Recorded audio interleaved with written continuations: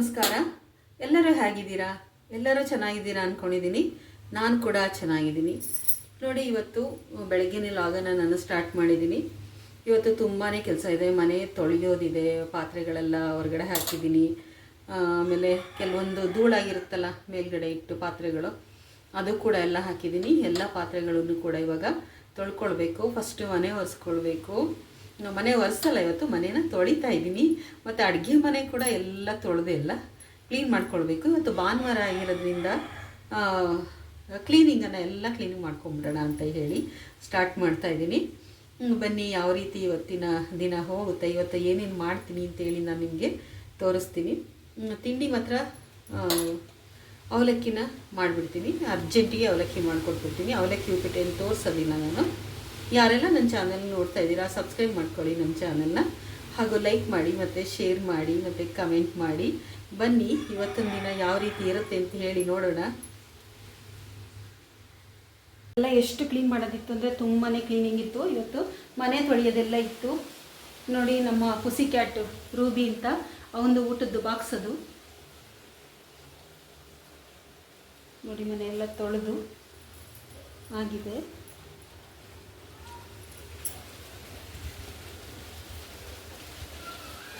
ಒಂದು ಚಿಕ್ಕದಾದ ಒಂದು ರಂಗೋಲಿ ಕೂಡ ಆಗಿದೆ ಬೆಳಗ್ಗೆನೆ. ನೋಡಿ, ಪಾತ್ರೆಗಳೆಲ್ಲ ಹಾಕಿದ್ದೀನಿ. ಇವಾಗ ಪಾತ್ರೆಗಳನ್ನೆಲ್ಲ ತೊಳ್ಕೊಬೇಕು. ಅದು ಸ್ವಲ್ಪ ಹೊತ್ತು ಹಿಡಿಯುತ್ತೆ, ಸಮಯ ಹಿಡಿಯುತ್ತೆ. ಪಾತ್ರೆಗಳು ಕೂಡ ತೊಳೆದೆಲ್ಲ ಕ್ಲೀನ್ ಮಾಡ್ಕೋಬೇಕು.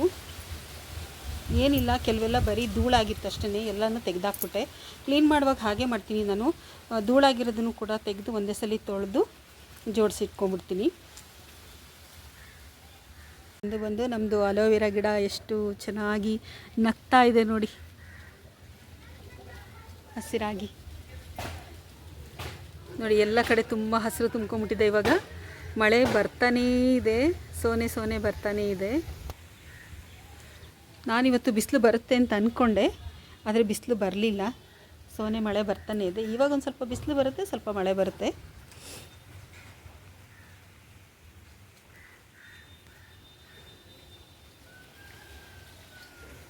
ನೋಡಿ, ಅಡುಗೆ ಮನೆಯಲ್ಲೂ ಕೂಡ ಅಷ್ಟೇ ಎಲ್ಲ ಒರೆಸ್ಕೊಂಡು ಆಗಿದೆ.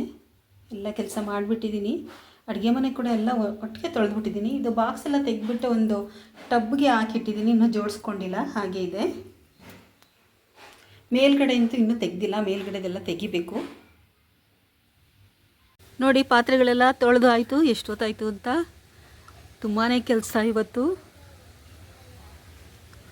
ಎಲ್ಲ ತೊಳ್ಕೊಂಡಾಯಿತು ಫುಲ್ಲು.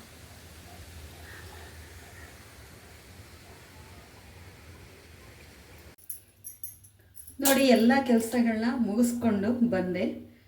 ಪಾತ್ರೆ ಆಯಿತು, ಮತ್ತು ಮನೆ ತೊಳೆದಿದ್ದಾಯಿತು, ಎಲ್ಲ ಆಯಿತು. ಅಡುಗೆ ಮನೆ, ಹಾಲು ಎಲ್ಲ ಮುಗೀತು. ಇನ್ನು ಒಂದು ಕೆಲಸ ಇದೆ, ಬಟ್ಟೆಗಳನ್ನ ಒಗೆಯೋದು. ಎಲ್ಲ ಬಟ್ಟೆಗಳನ್ನೂ ಒಗೆದಿರ್ತೀನಿ, ಕೆಲವೊಂದು ಒಗೆದಿರಲ್ಲ. ಕೆಲವೊಂದು ಧೂಳಾಗಿದ್ದು ಅಂತಂದರೆ ಅದನ್ನು ತೆಗೆದು ಒಗೆಯೋದಕ್ಕೆ ಹಾಕ್ಬಿಡ್ತೀನಿ. ಇನ್ನು ಬಟ್ಟೆ ಒಗೆಯೋದಕ್ಕೆ ಇವಾಗ ಆಗಲ್ಲ, ಯಾಕಂತಂದರೆ ಮಳೆ, ತುಂಬಾ ಮಳೆ. ನಾನು ಕೂಡ ಇವಾಗ ಮಳೆಯಲ್ಲಿ ಕೂಡ ನೆಂದ್ಬಿಟ್ಟೆ. ಕೆಲಸ ಮಾಡ್ತಾ ತುಂಬ ನೆಂದ್ಬಿಟ್ಟೆ ಇವತ್ತು. ಅಷ್ಟು ಮಳೆ ಬರ್ತಾಯಿದೆ. ಈಗ ಒಂದು ಸ್ವಲ್ಪ ಕಡಿಮೆ ಆಗಿದೆ, ಗಾಳಿ ಬೀಸ್ತಾ ಇದೆ ಜಾಸ್ತಿ. ನೋಡಿ, ಮಳೆ ಎಲ್ಲ ಕಡೆ ಸ್ಟಾರ್ಟ್ ಆಯಿತು. ಮಳೆ ಇಲ್ಲ, ತುಂಬ ಸೆಕೆ ಆಗ್ತಾಯಿದೆ ಅಂತೇಳಿ ಕಷ್ಟಪಡ್ತಾ ಇದ್ವಿ. ಈಗ ಮಳೆ ಶುರುವಾಯಿತು ಅಂದರೆ ಅದರ ಜೊತೆಗೆ ಕೆಲವೊಂದು ಸಮಸ್ಯೆಗಳು ಕೂಡ ಪ್ರಾರಂಭ ಆಗ್ತಾ ಇರುತ್ತೆ. ಬೇಸಿಗೆನಲ್ಲಿ ಒಂಥರ ಸಮಸ್ಯೆ ಆದರೆ ಮಳೆಗಾಲದಲ್ಲಿ ಒಂದು ರೀತಿ ಸಮಸ್ಯೆ ಇರುತ್ತೆ. ಅದಕ್ಕೆ ಇವಾಗ ಸ್ಟಾರ್ಟಿಂಗಿಂದನೇ ನಾವು ಒಂದು ಕಷಾಯನ ಅಭ್ಯಾಸ ಮಾಡ್ಕೊಂಡ್ಬಿಟ್ರೆ ತುಂಬಾ ಒಳ್ಳೆಯದು. ಯಾವುದೇ ರೀತಿಯ ವೈರಸ್ ಬರಲ್ಲ, ಯಾವುದೇ ರೀತಿಯ ಬ್ಯಾಕ್ಟೀರಿಯಾಯಿಂದ ತೊಂದರೆ ಇರಲ್ಲ. ಆ ರೀತಿಯಾಗಿ ಒಂದು ಪೌಡರನ್ನು ನಾನು ಹೇಳ್ಕೊಡ್ತೀನಿ ಇವತ್ತು, ಯಾವ ರೀತಿ ಮಾಡಬೇಕು ಅಂತ, ನಾನು ಯಾವ ರೀತಿ ಮಾಡ್ತೀನಿ ಅಂತ. ಲಾಕ್ಡೌನಲ್ಲೆಲ್ಲ ನಾವು ಬೆಳಗ್ಗೆ ಸಂಜೆ ಎಲ್ಲ ಕುಡಿತಾ ಇದ್ವಿ, ಅದನ್ನೇ ಮಾಡ್ಕೊಂಡು ಕುಡಿತಾ ಇದ್ವಿ. ನಾನು ಕಡಿಮೆ ಕ್ವಾಂಟಿಟಿನಲ್ಲಿ ತೋರಿಸ್ತೀನಿ, ಜಾಸ್ತಿ ಬೇಕಾದರೂ ನೀವು ಮಾಡ್ಕೊಳ್ಬೋದು. ನಾನು ಜಾಸ್ತಿ ಈಗಲೇ ಮಾಡಲ್ಲ, ಮುಂದಿನ ವಾರ ಮಾಡ್ತೀನಿ.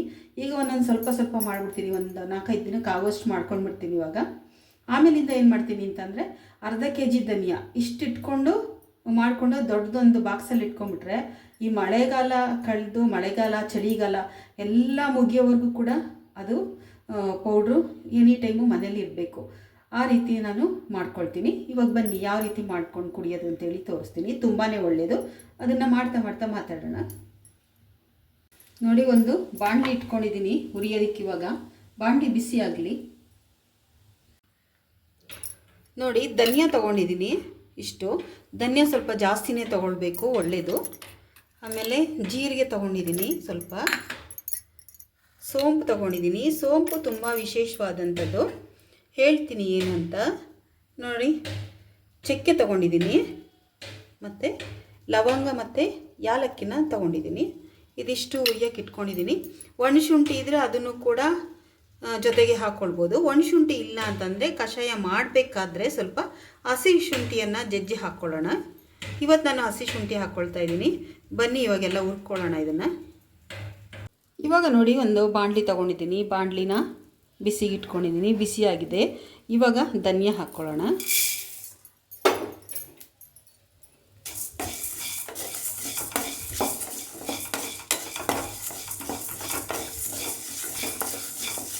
ತುಂಬ ಕಪ್ಪಾಗಿ ಹುರಿಬಾರ್ದು, ತುಂಬ ಜಾಸ್ತಿ ಹುರ್ಕೊಂಡ್ರೂ ಕೂಡ ಅದರದ್ದು ಅಂಶ ಎಲ್ಲ ಹೊರಟೋಗುತ್ತೆ. ಅದಕ್ಕೆ ಒಂದು ಸ್ವಲ್ಪ ಹುರ್ಕೊಳ್ಳೋಣ, ಸ್ವಲ್ಪ ಬಿಸಿ ಆಗಲಿ ಇದು. ತುಂಬ ಎತ್ತಾಯಿತು, ಇವಾಗೆಲ್ಲ ಖಾಲಿ ಆಗಿಬಿಟ್ಟಿದೆ. ಇದಂತೂ ಬೇಕೇ ಬೇಕು ನಮಗೆ. ಇದನ್ನು ತಗೊಳ್ಳೋದ್ರಿಂದ ಗ್ಯಾಸ್ಟ್ರಿಕ್ ಕೂಡ ಆಗೋದಿಲ್ಲ. ಅಷ್ಟೇ ಅಲ್ಲ, ವೆಯ್ಟ್ ಲಾಸ್ ಅಂತ ಹೇಳ್ತಾರಲ್ವ, ಅದಕ್ಕೂ ಕೂಡ ಇದು ಒಳ್ಳೆಯದು. ನಮ್ಮನೇಲಿ ಒಂದು ತುಂಬಾ ವರ್ಷಗಳಾಯಿತು ಇದನ್ನು ನಾವು ಪ್ರಾರಂಭ ಮಾಡಿ.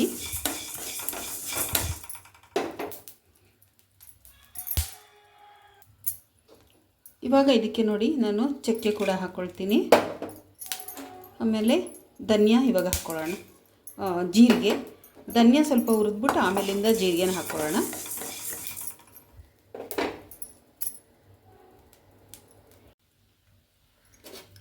ಇವಾಗ ನೋಡಿ, ಸೋಂಪನ್ನು ಹಾಕ್ಕೊಳ್ತೀನಿ.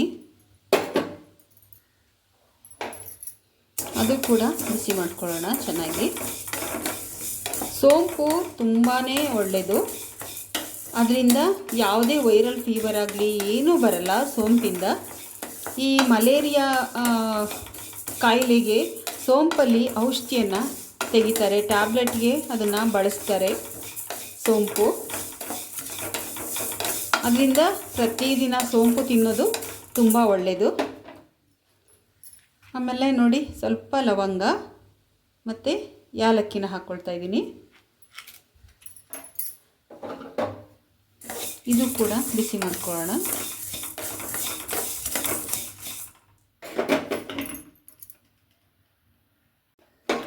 ನೋಡಿ, ಮಳೆಗಾಲ ಪ್ರಾರಂಭ ಆಗಿದ ತಕ್ಷಣವೇ ಎಲ್ಲರೂ ಕೂಡ ಅಲರ್ಟ್ ಆಗಿಬಿಡ್ಬೇಕು, ಜಾಗೃತರಾಗಬೇಕು.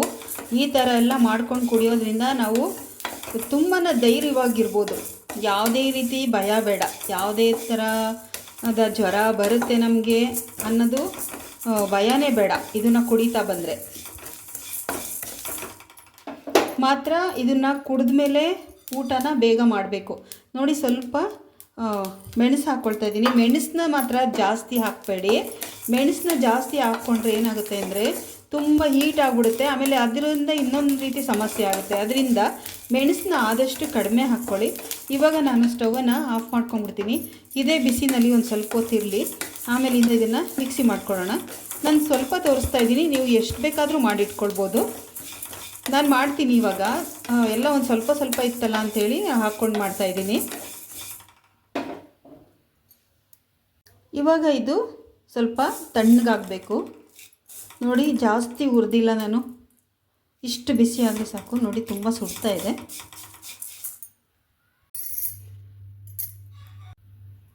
ಇವಾಗ ನೋಡಿ, ಆರ್ಕೊಂಡಿದೆ. ಇವಾಗ ಇದನ್ನು ನಾನು ಒಂದು ಮಿಕ್ಸಿ ಜಾರ್ಗೆ ಹಾಕ್ಕೊಳ್ತೀನಿ.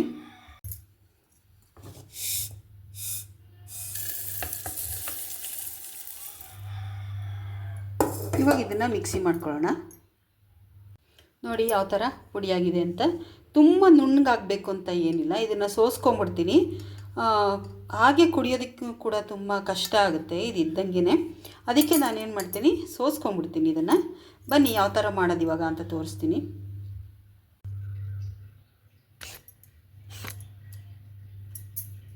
ಇವಾಗ ನೋಡಿ, ಒಂದು ಗ್ಲಾಸಷ್ಟು ನೀರನ್ನ ನಾನು ಹಾಕ್ಕೊಳ್ತೀನಿ ಪಾತ್ರೆಗೆ. ಈಗ ಸ್ಟವ್ ಹಚ್ಕೊಳ್ಳೋಣ.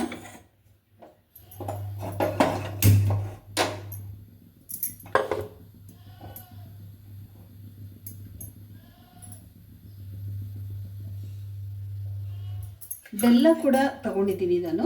ನಿಮಗೆ ಬೆಲ್ಲ ತುಂಬ ಉಷ್ಣ ಜಾಸ್ತಿ ಆಗುತ್ತೆ ಶರೀರದಲ್ಲಿ ಅಂತಂದರೆ ಸಕ್ಕರೆ ಕೂಡ ಹಾಕ್ಕೊಳ್ಬೋದು. ಇಲ್ಲ ಬೆಲ್ಲ ಏನೂ ಆಗಲ್ಲ ನಮಗೆ ಅಂದರೆ ಬೆಲ್ಲನೇ ಹಾಕ್ಕೊಳ್ಬೋದು. ಕಷಾಯಕ್ಕೆ ಯಾವತ್ತೂ ಇದ್ರೂ ಬೆಲ್ಲನೇ ಒಳ್ಳೆಯದು. ಅದಕ್ಕೆ ನೋಡಿ ನಿಮಗೆ ಯಾವುದು ಅನುಕೂಲ ಇದೆ ಅದನ್ನು ಹಾಕ್ಕೊಳ್ಳಿ. ನಿಮ್ಮ ಶರೀರ ಪ್ರಕೃತಿಗೆ ಯಾವುದು ಆಗಿ ಬರುತ್ತೆ ಅದನ್ನು ಹಾಕ್ಕೊಳ್ಬೇಕು. ನಾನು ಇವಾಗ ಇದನ್ನು ಈಗಲೇ ಹಾಕ್ಬಿಡ್ತೀನಿ.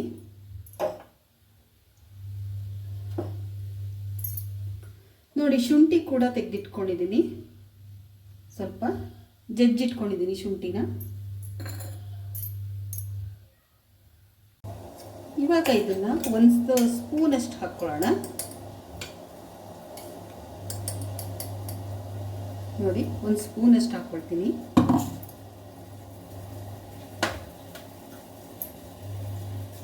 ನೋಡಿ ಬೆಲ್ಲ ಹಾಕಿದ್ದೀನಲ್ಲ, ನೀರು ಕುದೀತಾ ಇದೆ. ಇವಾಗ ಇದನ್ನು ಹಾಕ್ಕೊಳ್ಳೋಣ.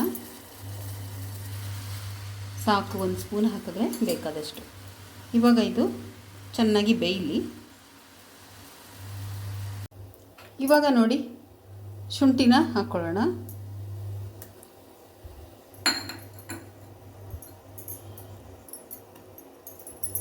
ನಾನು ತುಂಬ ಮಾಡಿಟ್ಟಾಗ ಒಣಶುಂಠಿ ಹಾಕ್ತೀನಿ, ಹಸಿ ಶುಂಠಿ ಹಾಕ್ಕೊಳ್ಳಲ್ಲ. ಅವಾಗ ಏನಾಗುತ್ತೆ ಅಂತಂದರೆ ನಮಗೆ ಇದನ್ನು ಜಜ್ಜಿಟ್ಕೋಬೇಕು ಅನ್ನೋ ಕೆಲಸ ಇರಲ್ಲ. ಡೈರೆಕ್ಟಾಗಿ ಪುಡಿನ ಹಾಕ್ಕೊಂಡು ಕಷಾಯನ ಮಾಡಿ ಕುಡಿಬೋದು. ನೋಡಿ ಈ ಥರ ಒಂದು 2-3 ನಿಮಿಷ ಅಷ್ಟು ಕುದಿಸ್ಕೊಂಡ್ರೆ ಸಾಕು. ಅದೇನು ಒಂದು ಗ್ಲಾಸಿಂದ ಅರ್ಧ ಗ್ಲಾಸ್ಗೆ ಆಗಬೇಕು ಅಂತ ಏನಿಲ್ಲ. ಒಂದು 3-4 ನಿಮಿಷ ಕುದಿಸಿ ಅದೇ ಸ್ವಲ್ಪ ಕಡಿಮೆ ಆಗಿರುತ್ತೆ. ಇವಾಗ ನಾನು ಸ್ಟವನ್ನು ಆಫ್ ಮಾಡ್ಕೊಂಡ್ಬಿಡ್ತೀನಿ. ಅದು ಸ್ವಲ್ಪ ಎಲ್ಲ ಕೆಳಗಡೆ ಇಳ್ಕೊಳ್ಳಿ, ಅದು ಪುಡಿ ಎಲ್ಲ. ಇವಾಗ ಸೋಸ್ಕೊಳ್ಳೋಣ.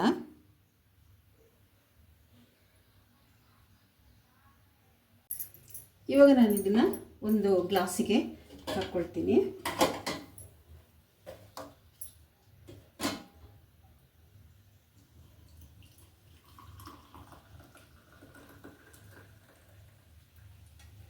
ನೋಡಿ ಒಂದು 3-4 ನಿಮಿಷ ಅಷ್ಟು ಕುದಿಸಿದ್ರೇ ಸ್ವಲ್ಪ ಕಡಿಮೆ ಆಗಿರುತ್ತೆ. ಒಂದು 1/4 ಗ್ಲಾಸ್ ಆದರೂ ಕಡಿಮೆ ಆಗಿದೆ.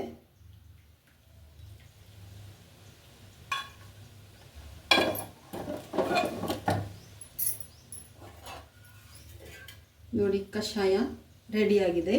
ಮಳೆಗಾಲಕ್ಕಿರ್ಬೋದು, ಚಳಿಗಾಲಕ್ಕಿರ್ಬೋದು, ಯಾವುದೇ ವೈರಲ್ ಫೀವರು ಅಟ್ಯಾಕ್ ಆದರೂ ಕೂಡ ಇದೊಂದೇ ಔಷಧಿ.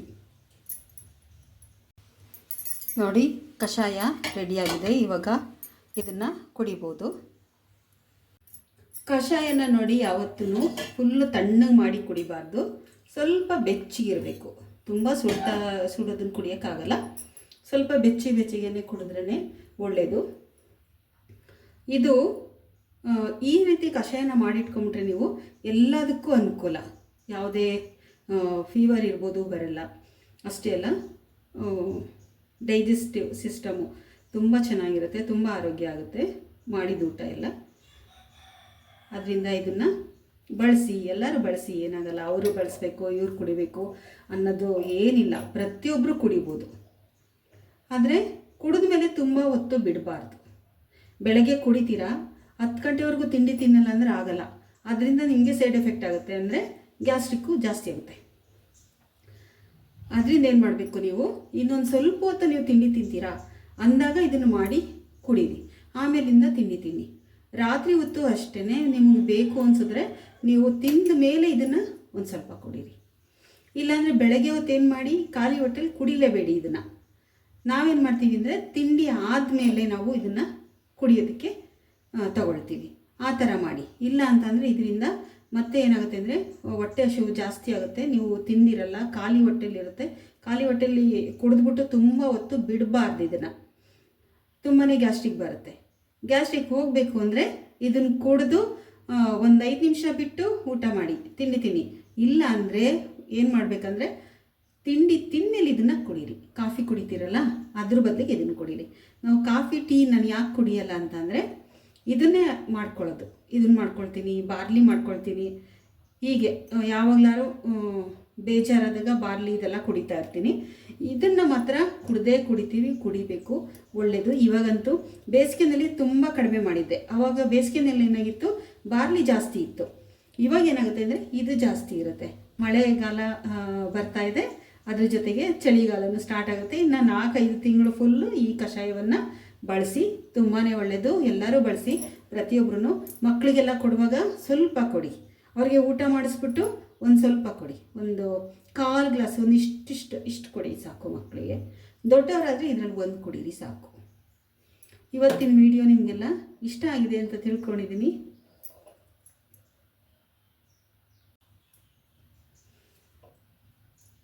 ವಿಡಿಯೋ ಇಷ್ಟ ಆಗಿದೆ ಅಂದರೆ ಏನು ಮಾಡಬೇಕು, ಲೈಕ್ ಮಾಡಬೇಕು, ಶೇರ್ ಮಾಡಬೇಕು ಮತ್ತು ಕಮೆಂಟ್ ಮಾಡಬೇಕು. ಯಾರೆಲ್ಲ ಫಸ್ಟ್ ಟೈಮ್ ನೋಡ್ತೀರಾ ಸಬ್ಸ್ಕ್ರೈಬ್ ಮಾಡ್ಕೊಂಡು ನಮ್ಮ ಚಾನಲನ್ನು ನೋಡಿ ಸಪೋರ್ಟ್ ಮಾಡಿ. ಇವತ್ತಿನ ವಿಡಿಯೋ ಅಂತೂ ಎಲ್ರಿಗೂ ಶೇರ್ ಮಾಡಿ, ಗೊತ್ತಿಲ್ಲದವರಿಗೆ ಇದನ್ನು ಕಳಿಸ್ಕೊಡಿ. ಪ್ರತಿಯೊಬ್ಬರಿಗೂ ಅನುಕೂಲ ಆಗಲಿ, ಎಲ್ಲರೂ ಆರೋಗ್ಯವಾಗಿರೋಣ. ಎಲ್ಲರಿಗೂ ನನ್ನ ತುಂಬು ಹೃದಯದ ಧನ್ಯವಾದಗಳು.